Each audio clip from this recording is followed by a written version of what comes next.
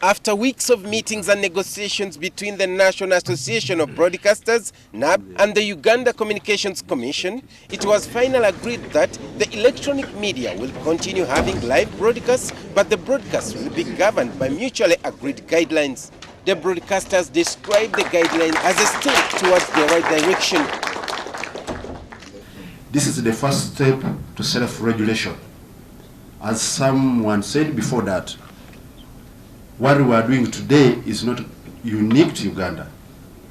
In the developed media where I worked before in USA, self-regulation is actually what carries the day.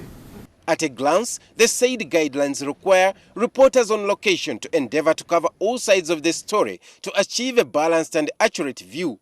Producers and reporters to use their judgment to avoid airing scenes that are inappropriate. That use of subjective terms such as we, us, them, and those people, and any such terms that may indicate a bias on the reporter's coverage be avoided. That a factual background to the stories be given so as to avoid conveying opinions. That journalists and reporters endeavor to wear protective gear that clearly identifies them as members of the media. On the part of security agents, the guidelines cautions personnel of security agencies of government on the need to appreciate the importance of media coverage of live events. Lastly, the guidelines calls upon the regulator not to inhibit or prohibit the broadcast of live events without good or lawful cause. And we have to see how to handle those challenges. Where journalists are being beaten, we don't know why.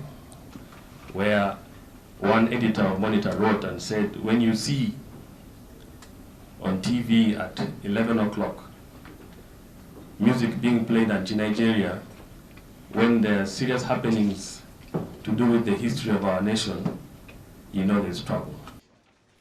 Endorsing the guidelines were representatives of various media houses, officials of the National Association of Broadcasters, and the Executive Director, Uganda Communications Commission, Godfrey Mutabazi. Mutabazi said it was the wish of the regulator that the media is first given the opportunity to have self-regulation, with the regulator only coming in as a last resort. This is one of the shortfalls that NAB has sought to address by putting in place these guidelines.